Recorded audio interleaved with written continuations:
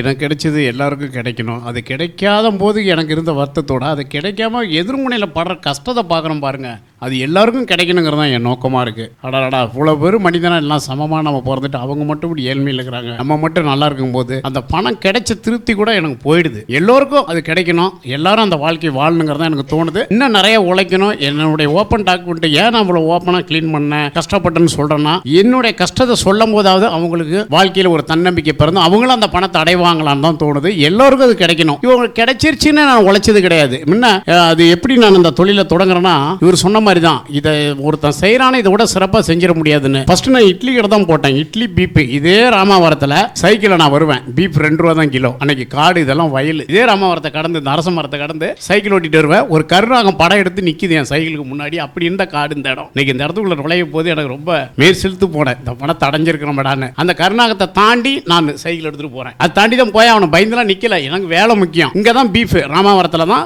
2 ரூபா கேஜி அப்போ. ஆனா என்னால் அந்த இட்லியை செய்ய முடியல. இட்லி மாவு அரைக்கணும், சட்னி அரைக்கணும், நைட்டு தூக்கம் பத்தல, காலையில் நேரத்தில் எந்திரிக்கணும் போது அப்போ யோசிக்கிறேன் இது எப்படி மாத்துறதுன்னு. அப்போ பாஸ்மதிங்கிறது ரோட்டில் கிடையாது. டபுள் டீர் 1989 தள்ளுவண்டியில் முத குரோம்பேட்டையில். இன்னைக்கு அந்த குரோம்பேட்டை சும்மா சிங்கப்பூர் மாதிரி மின்னுது. லெஃப்ட் ரைட்லாம் பில்டிங் ஆயிடுச்சு. ஒரு புளியா மரத்துக்கு அடியில் ஒரு பாத்ரூம் எல்லாம் யூரின் போகிற இடம். அதை போய் நைட்டில் நான் அந்த முள்ளை வெட்டிட்டு செடியெல்லாம் அப்புறப்படுத்திட்டு தள்ளுண்டி போகிறதுக்கு அந்த பிளேஸை ரெடி பண்ணுறேன். அப்படி தான் நான் அது தொழிலை செஞ்சு இந்த பாஸ்மதியை ரோட்டில் கொடுத்துட்டா நம்ம ஜெயிச்சிடலாம் அப்படிங்கிற ஒரு மைண்ட் எனக்கு. ஒரே பிரியாணி தானே, ஒரே ஐட்டம் தானே. பகலில் காலையில் 5 மணிக்கு எந்திரிச்சு தக்காளி வெங்காயம் வாங்கிட்டு வந்து வேக போட்டு அப்படிட்டு என் ஒய்ஃபை வச்சு எடுத்துக்கிட்டு தள்ளுண்டி தூக்குறதுக்கு ஆள் இருக்காது. எங்கேயாவது ரோட்டில் போகிறீங்களா போய் நின்று இப்படி லெஃப்ட் ரைட்டு பார்ப்போம், வருவாங்க, கொஞ்சம் தூக்கி வச்சு விடுங்கன்னு. டெய்லியும் இதுக்கு ஒரு ஆள் தேவைப்படும் எனக்கு. அவங்க தூக்கி வைக்கிறவங்க ரெகுலர் ஆகிட்டாங்க. கடையில் வந்து ஒரு ஓசி பிரியாணி சாப்பிடுவாங்க. இன்னைக்கு நான் தானே தூக்கி வச்சேன். அப்படி வாழ்க்கையை தொடக்கிறேன். எப்படியாவது இது ஒரு இல்லாததை செஞ்சிடணும் அந்த உலகத்துக்கு அப்படின்னு ரோட்டு கொண்டு வந்தேன் பாஸ்மதியா. அதுக்கு நான் பட்டப்பாடு இருக்குது பாருங்க. எப்படா சேமியாவை இவ்வளோ கரெக்டாக கட் பண்ணியிருக்கிறோம்பாங்க, நீளமாக இருக்கும். ஏங்க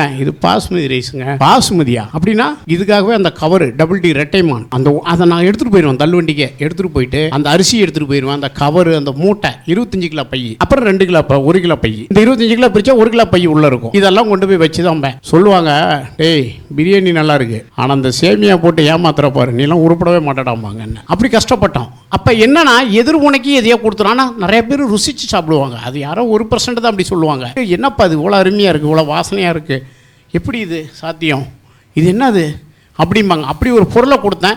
இங்கே பணம் கிடைக்குங்கிறதெல்லாம் எனக்கு தெரியாது. இதை சிறப்பாக செய்கிறோம், அவ்வளோதான். பணம் கிடைச்சிருச்சு. இந்த பணம் மற்றவங்களுக்கும் கிடைக்கணும். என் நோக்கம் இன்றைக்கி அதுதான். எல்லோருக்கும் கிடைக்கணும். எல்லா உயிரினங்களும் தான் பெற்றென்ப ஓய்யகம் காண வேண்டும்னு சொன்ன மாதிரி எல்லாருக்கும் அது கிடைக்கணுங்கிறதுக்கு பணம் கிடைச்சிருச்சுன்னு ஒன்றும் ஓய்வுலாம் கிடையாது. 8 சினிமா நடிக்கிறேன், 2 சொந்த படம் எடுத்துகிட்டு இருக்கிறேன். இப்போ கூட நானும் சினிமாவும் 40 பெண்கள், எனக்கு 40 ஹீரோனி. பார்த்துங்க, ஹாப்பியாக இருக்குது, சந்தோஷமாக இருக்குது. பணம் தானே வாழ்க்கை எல்லாருக்கும்.